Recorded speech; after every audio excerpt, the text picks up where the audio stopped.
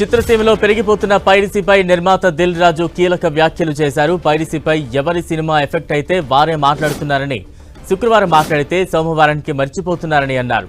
పైరసీకి అడ్డుకట్ట వేసేందుకు ఓ ఉద్యమం కావాలని దిల్ రాజు తెలిపారు. ఎఫ్డీసీ చైర్మన్ గా తాను పోరాటం చేస్తానని, అందుకోసం నిర్మాతలంతా కలిసి రావాలని కోరారు.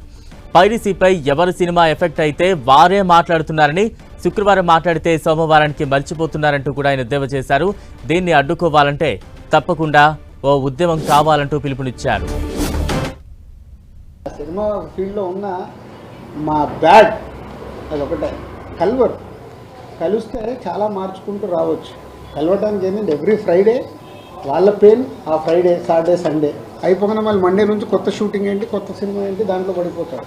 పక్కోడేమో ఈ సినిమా రిలీజ్ అయిందా, ఎలా ఉంది టాకు, ఇలా ఫ్రైడే సాటర్డే సండే, అరే హెచ్డీ ప్రింట్ వచ్చిందా, అయ్యో ఎట్లా మరి మన సినిమాకి ఎట్లా, ఆ రోజు పడుకొని లేస్తే వాళ్ళు మర్చిపోతారు.